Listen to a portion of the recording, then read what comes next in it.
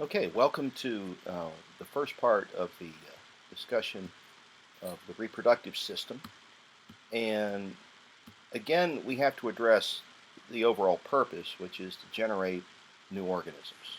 Right? The idea with the reproductive system is that we produce sex cells. The male sex cell is called the sperm, and the female sex cell is called the egg. And they unite in the female reproductive tract in a process known as fertilization. And that produces a zygote, which is the first new cell of a new organism. Okay, the gametes have half the amount of genetic material as a normal body cell, and when they come together, they reproduce the amount of genetic material that's found in the cells of the rest of the organism, except for the sex cells. Okay, so that maintains a constant amount of DNA from generation to generation, and that also allows us to have the proper number of genes in order for normal development to take place. Okay, um, the sex organs, the primary sex organs, are the gonads, and in males these are the testes, and in females these are the ovaries. In addition to making the gametes, the gonads also produce sex hormones. In males, the primary sex hormone is testosterone, and in females, the primary sex hormones are estrogen and progesterone. But both men and women make all three. It's just that the amounts differ. Okay. Accessory reproductive organs include the ducts, the glands, and the external genitalia. Sex hormones are critical in the development and function of reproductive organisms and organs, and sexual behavior and drive, which we call libido, and the growth and development of other organs and tissues as well. Okay. Now, important point here with reproduction is that it's not critical for the survival of an individual organism, but it is critical for the survival of the species. And as a result, we have on the planet two different modes of reproduction, right? We have asexual reproduction and sexual reproduction. In asexual reproduction, an organism simply divides, okay? Or in the case of body maintenance and repair, right, tissues simply divide, right? Now, the advantage of this is that it's rapid and relatively simple and is going to maintain the same information, exactly the same information, from organism to organism, okay? Most asexually producing organisms are single-celled, but there are some multicellular asexually reproducing organisms. There are examples in the plant kingdom and in the animal kingdom. But primarily, we're talking about protozoa and bacteria when we talk about asexual reproduction. The disadvantage of asexual reproduction is that every organism is identical to the one before it, and so any situation in the environment that kills or sickens one individual can wipe out the entire population. And so sexual reproduction evolved after asexual reproduction as a way to introduce biodiversity into the population, which is tiny differences at the physical, physiological, and biochemical level that allow natural selection to pick those organisms out that are most capable of surviving a particular set of environmental circumstances. Okay? And those that aren't able to thrive and survive in those circumstances can either get wiped out, they can leave that set of circumstances, or they can attempt to adapt in some other way. Okay?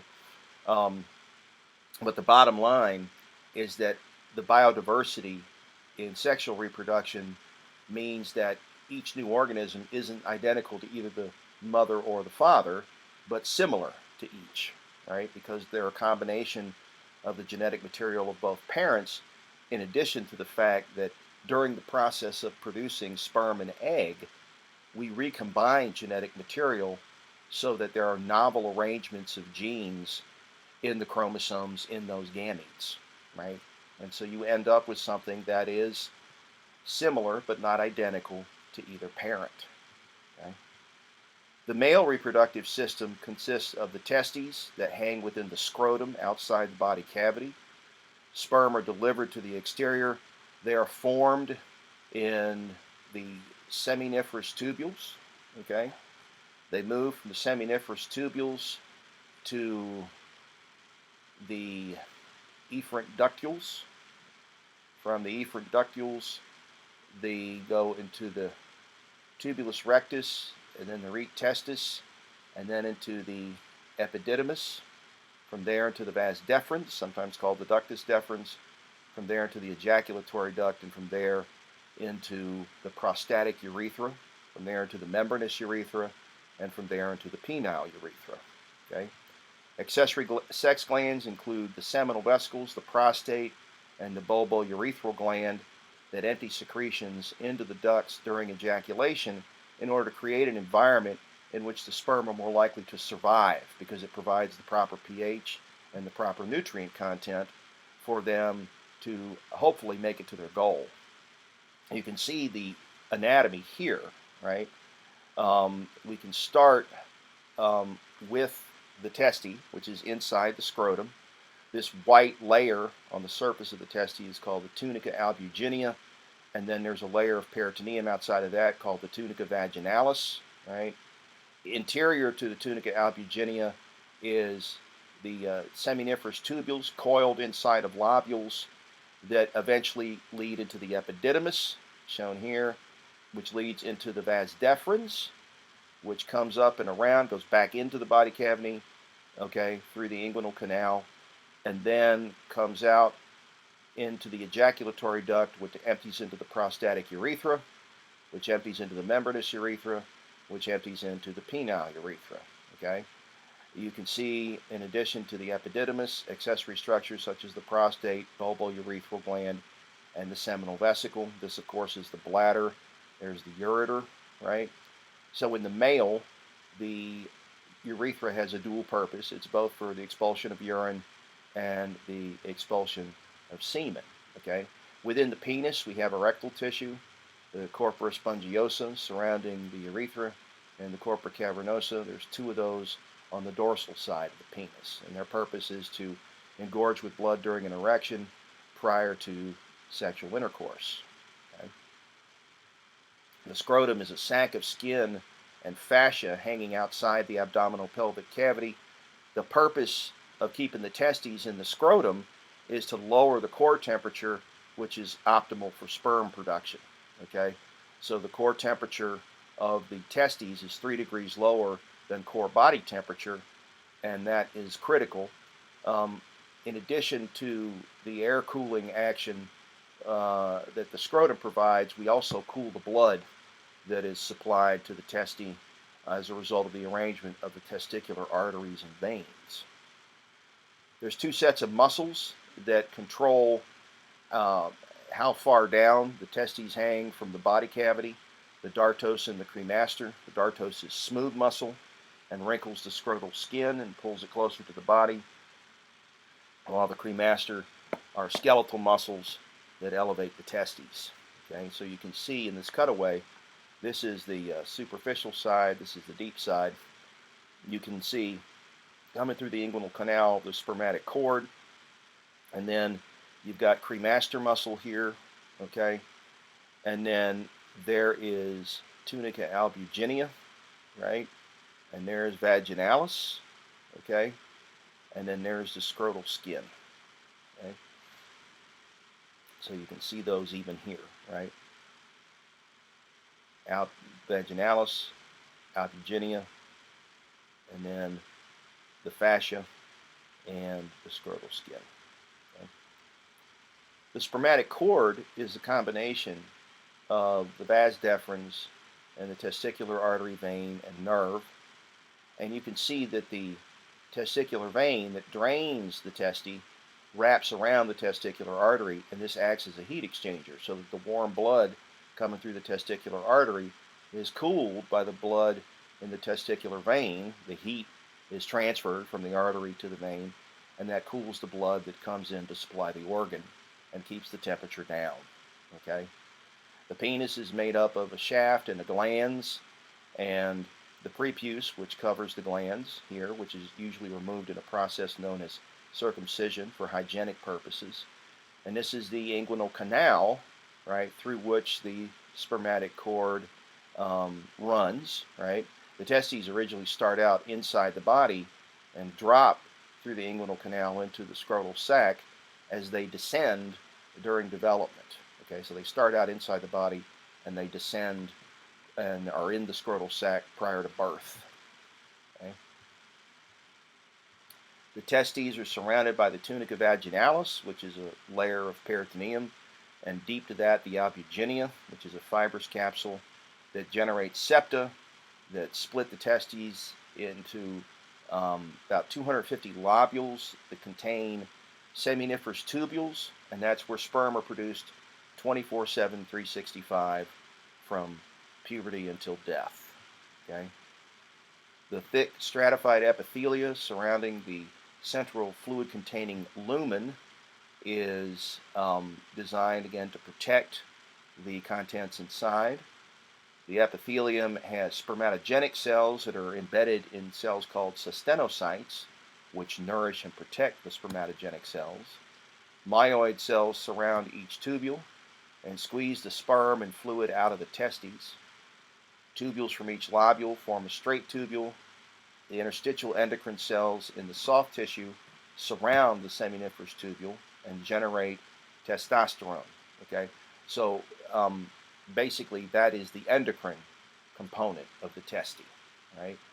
And remember that testes make estrogen, progesterone, and testosterone. It's just that the levels of estrogen and progesterone are much lower than the testosterone levels.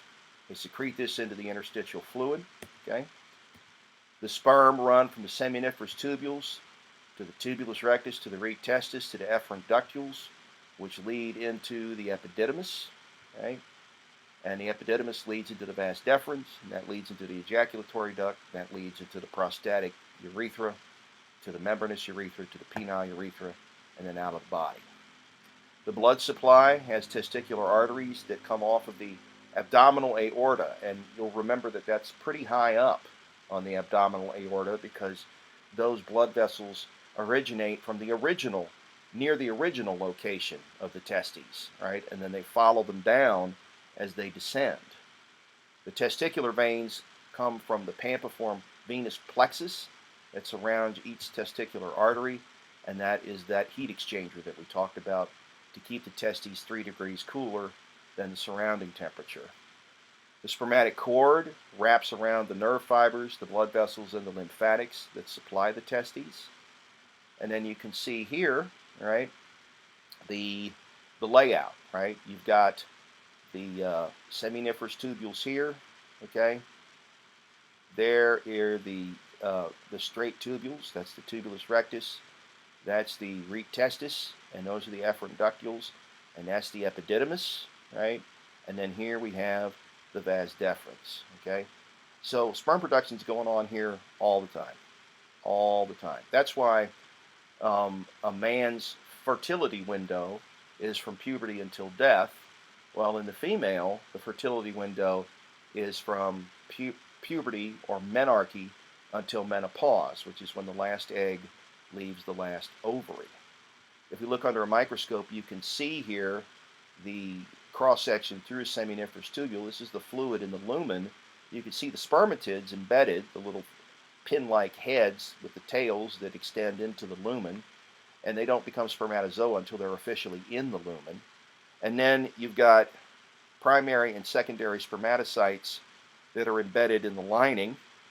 You can see myoid cells here, and then you can see cystinocytes, okay? And then interstitial cells are going to be between the tubules, right?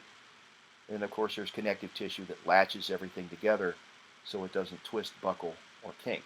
So in the course of development, what you see on the periphery are the spermatogonia, right? And then you move in, you get the primary spermatocytes, and then the secondary spermatocytes, and then the spermatids, and then the sperm cells themselves, okay? As we head from the periphery to the lumen. Testicular cancer is most common in men 15 to 35. A risk factor is a condition called cryptorchidism, which is basically an undescended testy. That occasionally happens. Usually the fix for that is to go in and get the testy and put it into the scrotum in order for sperm production to be optimized. You get a painless solid mass in the testis. 90% of testicular cancer is cured by surgical removal of the testis, followed by radiation and chemo. Okay? The reason we worry about cancer in this region is because of the lymphatic drainage nearby serving as a conduit for the cancer cells to metastasize to other locations in the body. Remember that there are a lot of inguinal lymph nodes, okay? And that allows easy access for cancer cells to go really anywhere they want. You can see the male perineum here, right?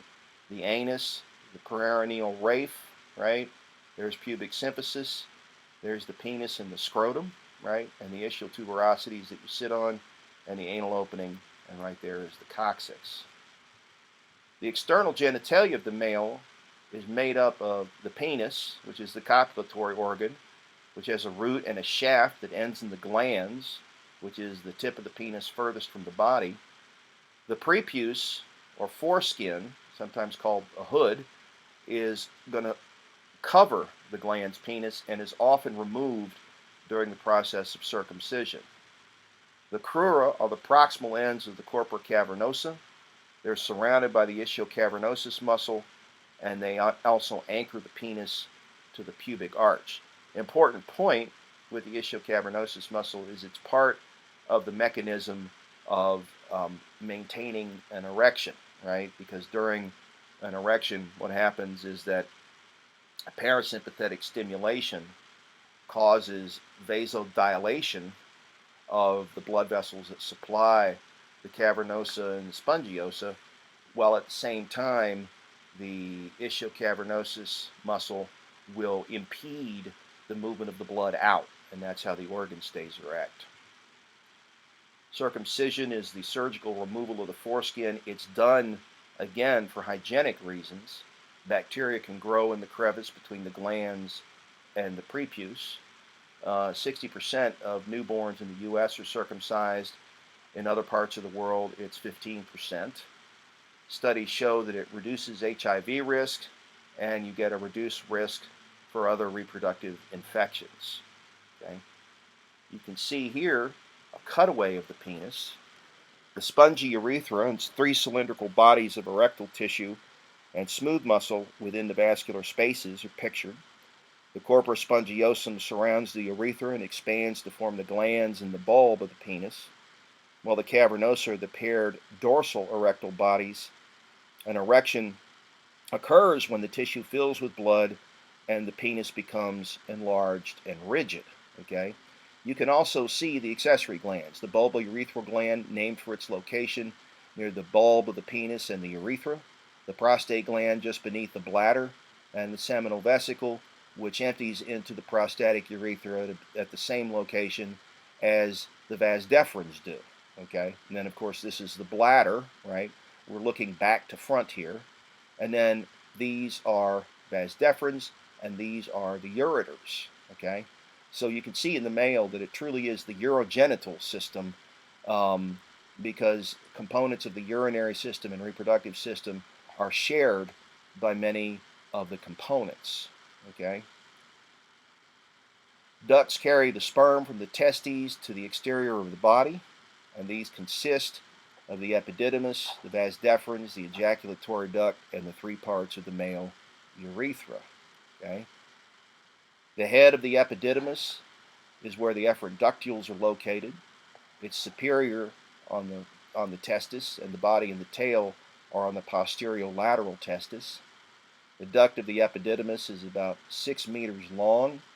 And so to give you an idea of how long that is,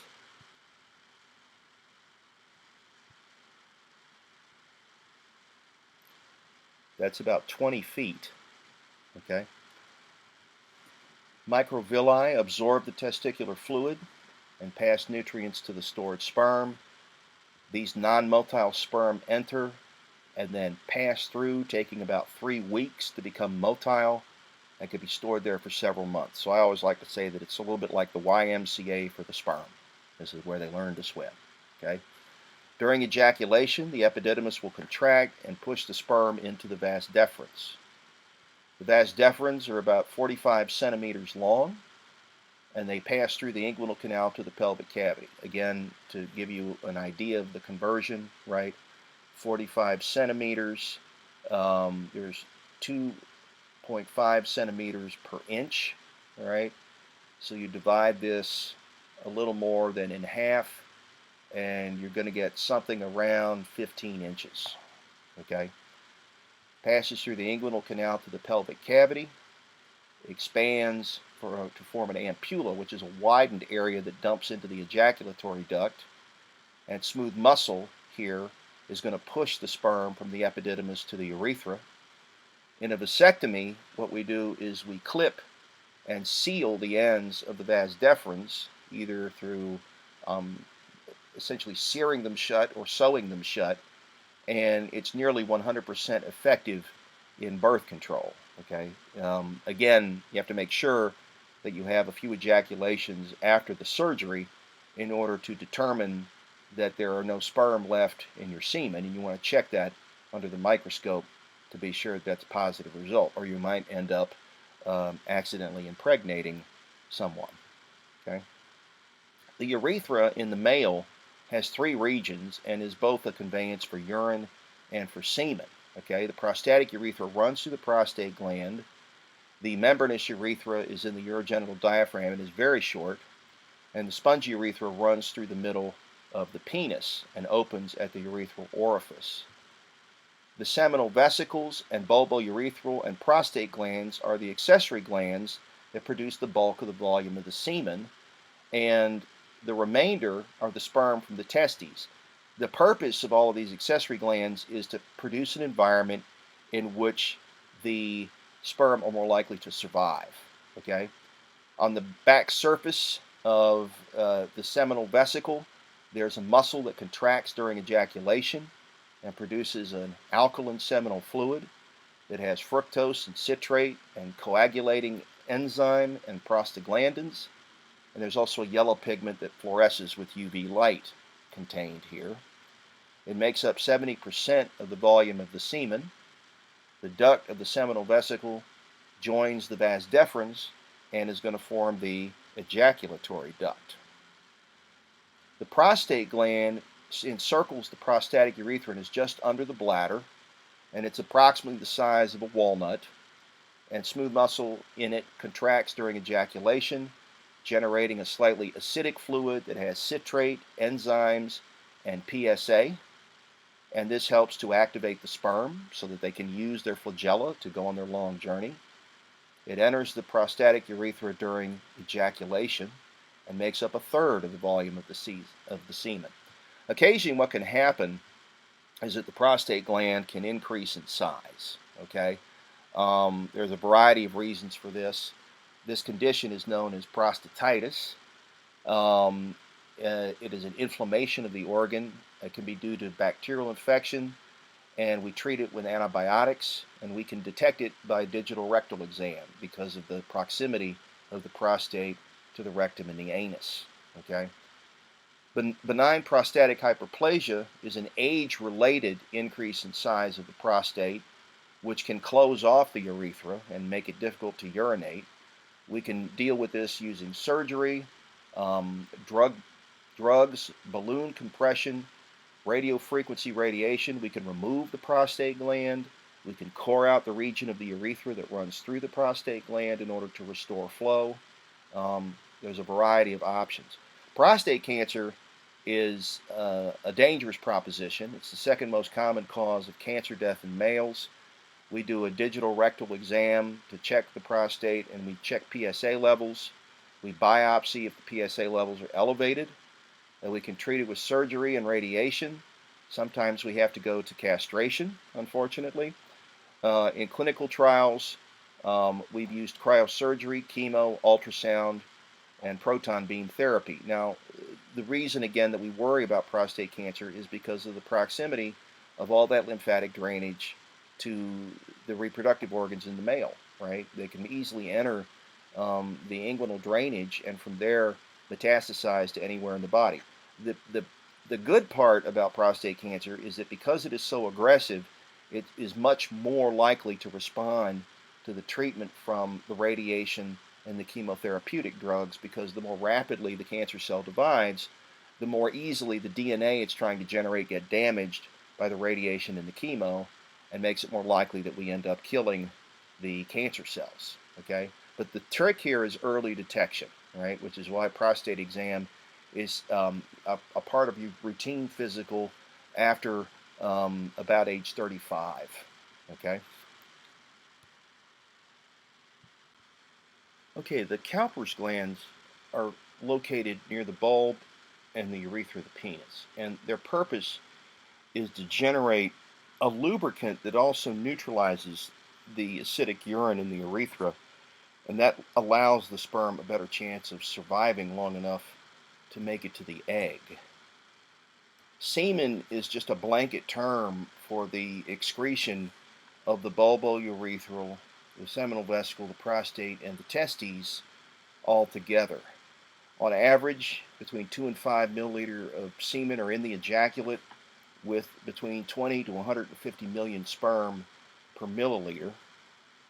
There is fructose for ATP production, buffers to control the pH of the solution, and there are coagulating enzymes to seal the sperm inside the female reproductive tract once it's been introduced, and also enzymes that slowly dissolve the coagulant in order to release the sperm into the cervical mucus.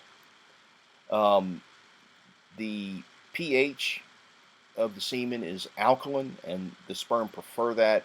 It's the pH at which the flagella are most motile. The acidity of the female reproductive tract would inhibit the motility of the sperm, and so this counterbalances that. And there's buffers in there to assure that that remains the case. Prostaglandins decrease the viscosity of the cervical mucus, and that eases the passage of the sperm to the egg, and also stimulates peristalsis, which are smooth muscle contractions that move the semen up towards the fallopian tubes. The hormone relaxin is going to soften up the pubic symphysis, but there are also enzymes that are induced from relaxin's release that increase the sperm's motility. There's ATP that is in the semen, and it's again for direct energy for the sperm to utilize their flagella, and it also suppresses the female immune response. You have to remember that the sperm cells themselves are foreign cells, and the immune system would recognize antigens on their surface as non-self and attack them. Okay.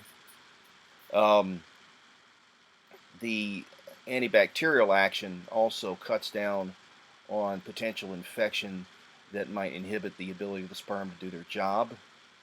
Clotting factors, as we've discussed, coagulate the semen to prevent it draining out, and then it gets liquefied by fibrinolysin that's also in the semen, and that releases the sperm from this clot so that they begin their movement through the cervical mucus.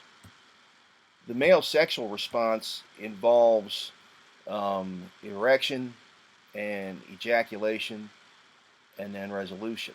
Okay, normally the arterioles that are going to supply the cavernosa and the spongiosa are constricted, and parasympathetic innervation from the autonomic nervous system is going to cause nitric oxide release that causes vascular smooth muscle relaxation, and the mechanism here involves cyclic AMP, okay, on the target tissue.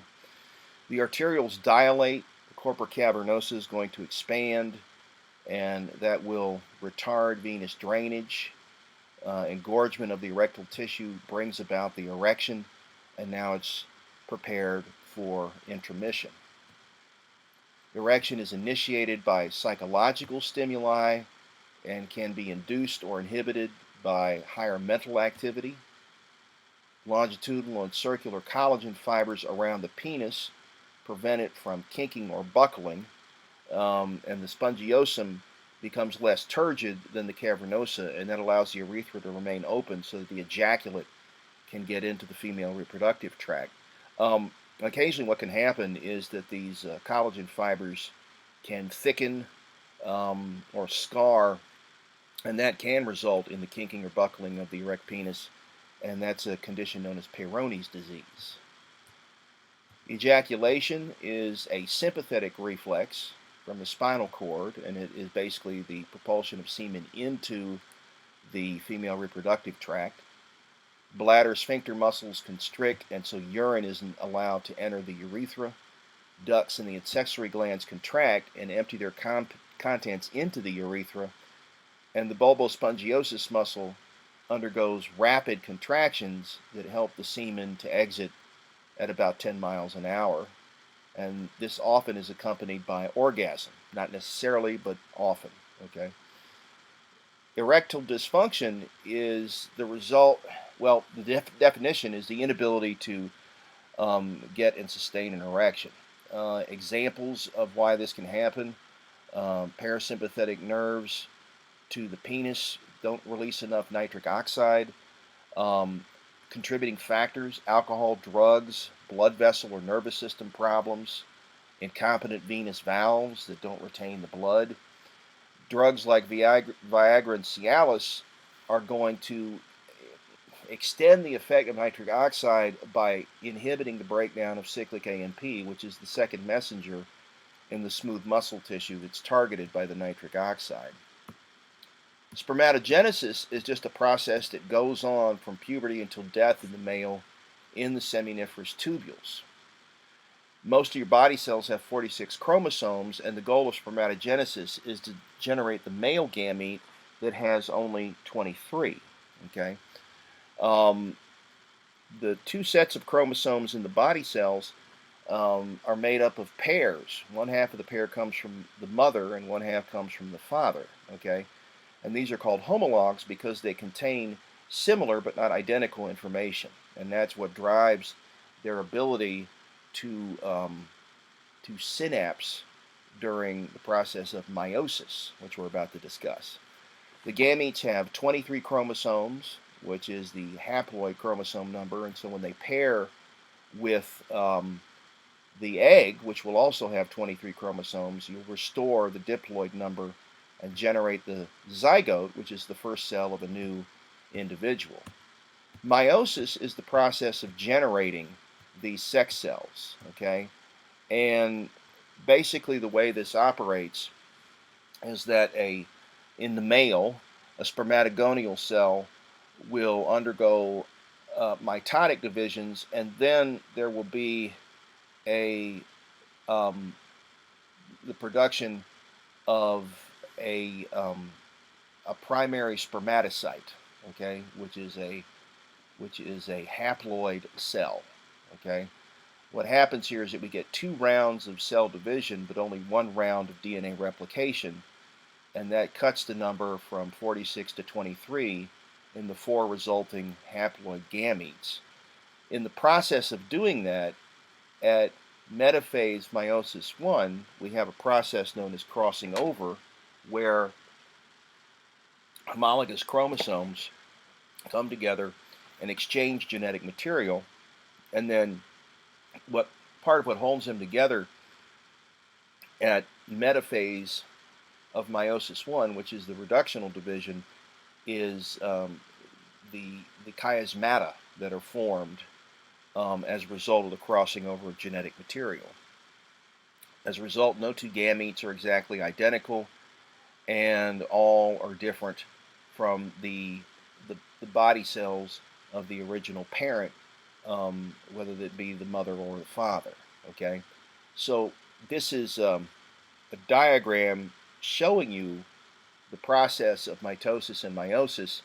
Again, what to appreciate here is that in meiosis, what happens is that homologous pairs will synapse and line up in metaphase 1, and then the reductional division will generate 2 daughter cells, each of which have half the amount of genetic material as the original. And then the equational division will divide these duplicated chromosomes, and you'll end up in the male with 4 haploid spermatids, okay, that will eventually develop into spermatozoa. So what you do in the process is you cut in half the amount of genetic material, but you also generate novel arrangements of genetic material that aren't present in either parent or in the body cells. Okay?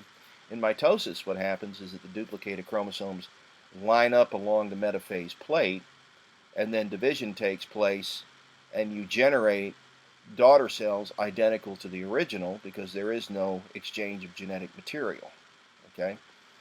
So this is important because if we don't have the appropriate number of genes to guide development, what's going to happen is that you'll have early errors in the assembly of the new organism that can result in either birth defects or a spontaneous abortion, and that's something we want to avoid at all cost. So the next few videos are going to talk to you a little bit about meiosis, okay? So let's watch those.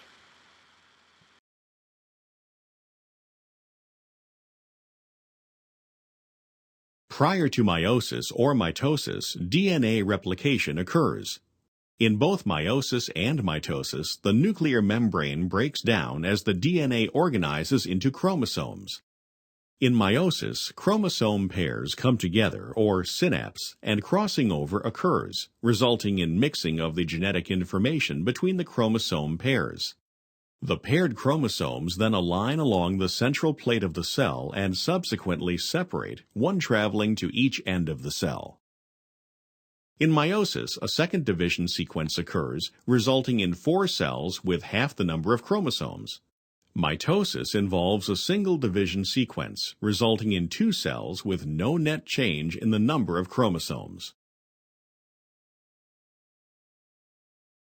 In prophase 1, the DNA coils tightly and individual chromosomes become visible under the light microscope. Homologous chromosomes become closely associated in synapses, and they exchange segments by crossing over. By metaphase 1, the nuclear membrane has disappeared, and the microtubules form a spindle. Spindle fibers attach to only one side of each centromere, and the 2 homologous chromosomes attach to microtubules orienting from opposite poles. Each pair of homologs then lines up on the metaphase plate. Either maternal or paternal homolog may orient toward a given pole. In anaphase 1, the microtubules of the spindle fiber shorten and pull the chromosomes toward the poles, taking both sister chromatids with them. Each pole ends up with a complete haploid set of chromosomes consisting of one member of the homologous pair. During telophase 1, the nuclear membrane reforms around the daughter nuclei.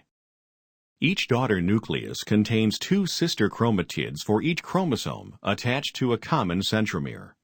Because of crossing over, the 2 sister chromatids are not identical.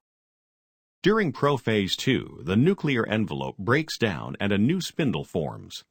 In metaphase 2, spindle fibers bind to both sides of the centromeres. During anaphase 2, the spindle fibers contract and the sister chromatids move toward opposite poles. In telophase 2, nuclear envelopes reform around the sets of daughter chromosomes.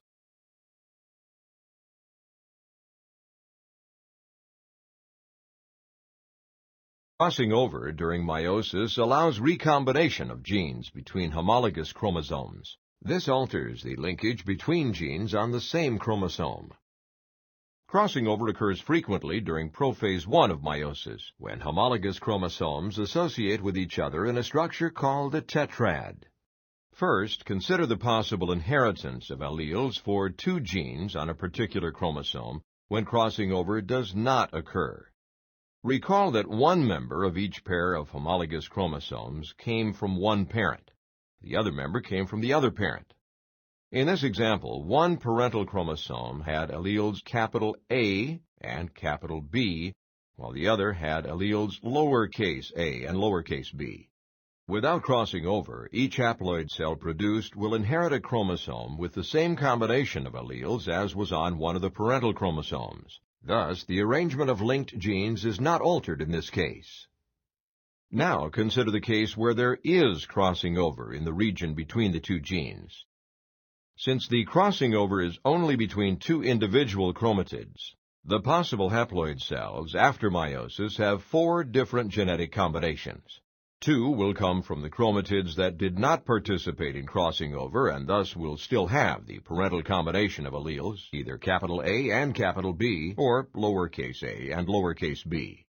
The other 2 will be recombinant, with either capital A and lowercase b, or lowercase a and capital B alleles. Thus, crossing over allows for the reassortment of linked genes.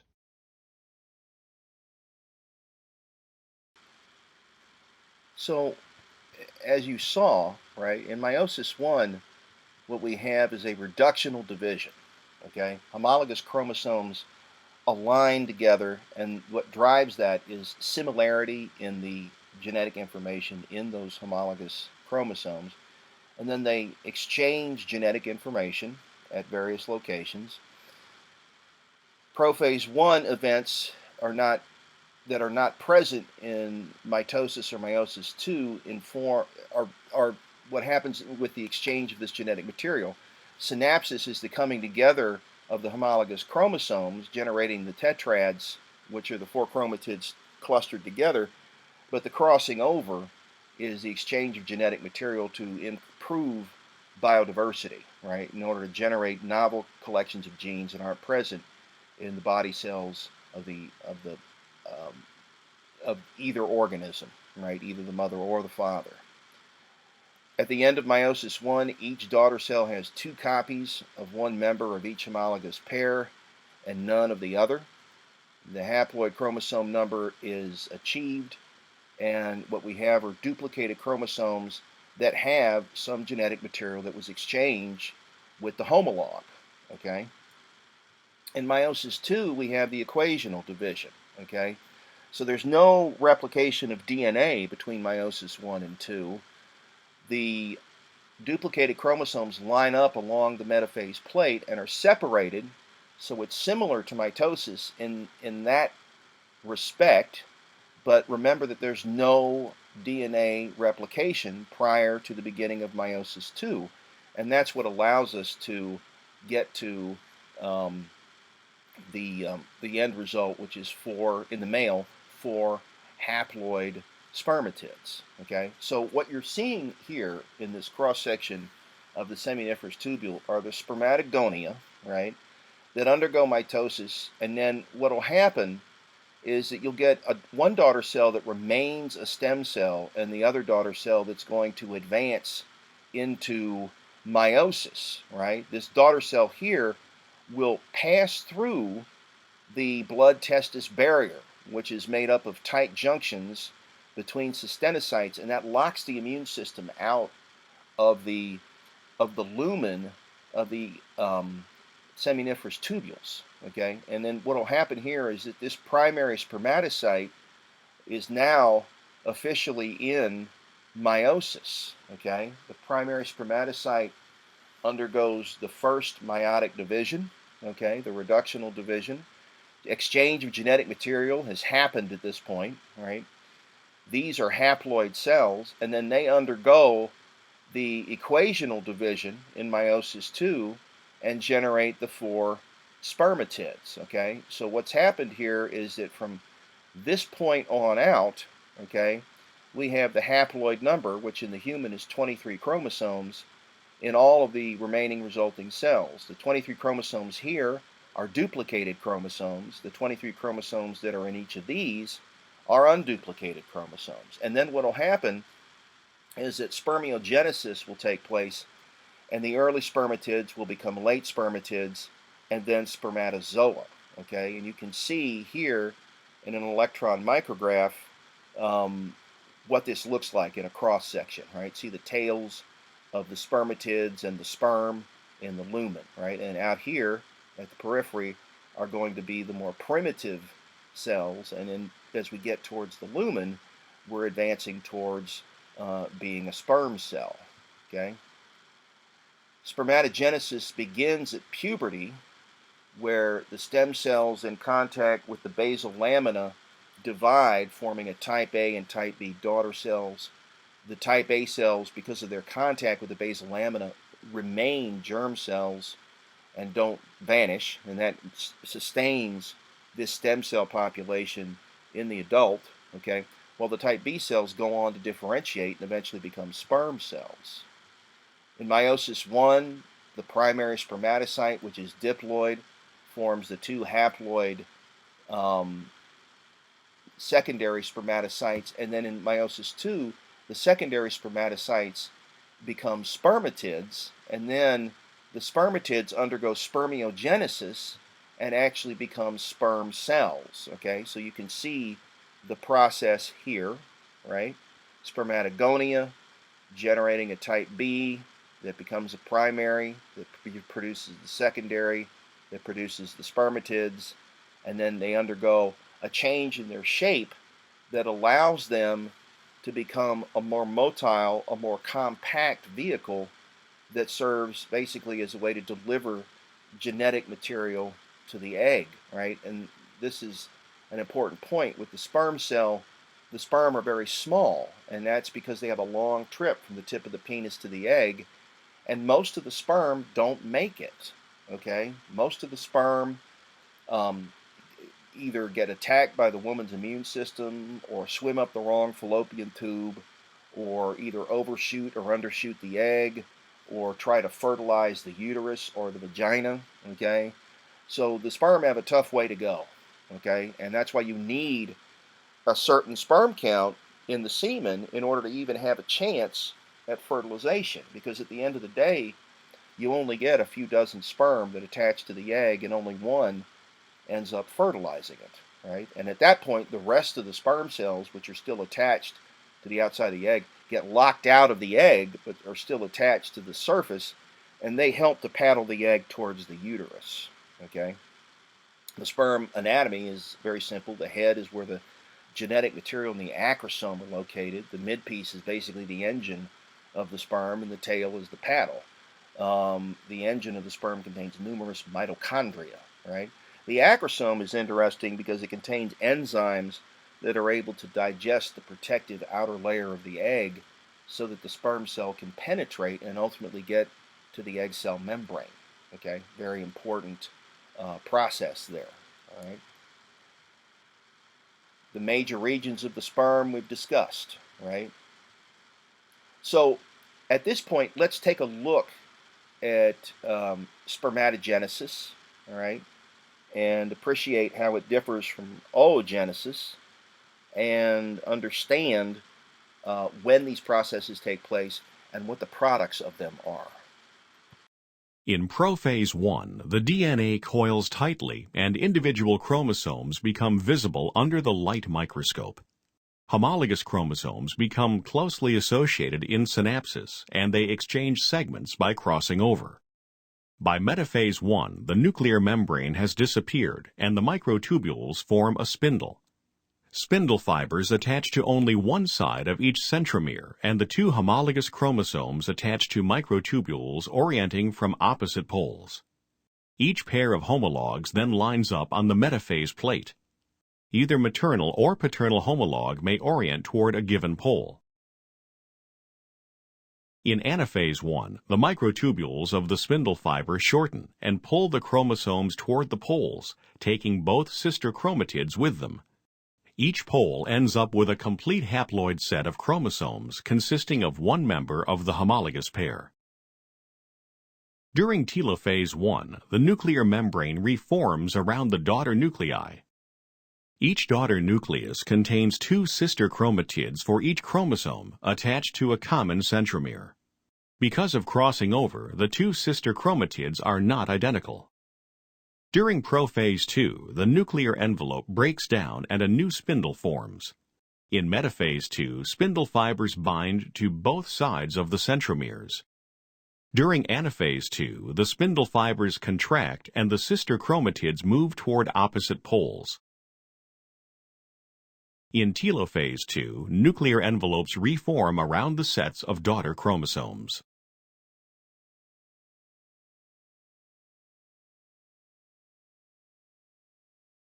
Spermatogonia are the cells from which sperm cells arise.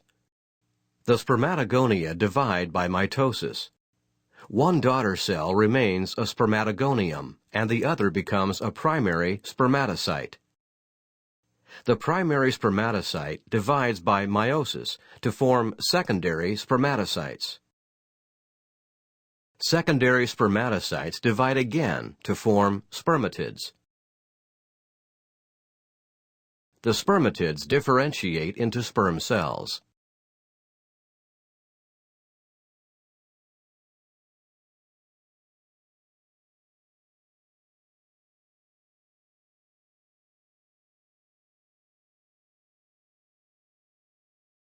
Spermatogonia are the cells from which sperm cells arise. The spermatogonia divide by mitosis. One daughter cell remains a spermatogonium, and the other becomes a primary spermatocyte. The primary spermatocyte divides by meiosis to form secondary spermatocytes. Secondary spermatocytes divide again to form spermatids. The spermatids differentiate into sperm cells.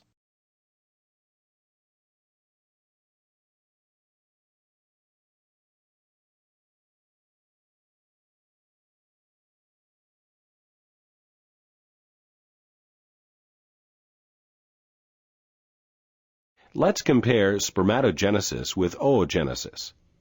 Both processes start before birth, when embryonic germ cells differentiate into spermatogonia in the testis of a male, or oogonia in the ovary of a female. Both types of cells are diploid. However, whereas mitotic divisions continue to generate new spermatogonia in the male until death, in the female, the generation of more oogonia by mitosis halts well before birth.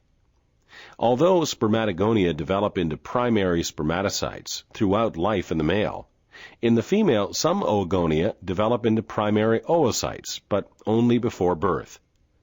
Males can continue to produce viable sperm from puberty until death, but females can produce viable eggs only from puberty until the supply of primary oocytes is depleted. Meiosis I does not begin until puberty in the testis of the male. Meiosis I begins before birth and ends at puberty in the ovary of the female. Meiosis II occurs within the testis at any time from puberty until death in the male. Meiosis II begins within the ovary only at ovulation in the female and ends within the oviduct upon fertilization by a sperm cell. The final result of spermatogenesis is 4 haploid sperm cells for each spermatogonium. In contrast, oogenesis can result in 1 egg cell and 2 polar bodies for each oogonium, but only if fertilization has occurred. Okay, the cystinocytes are tasked with protecting and nourishing the sperm, okay?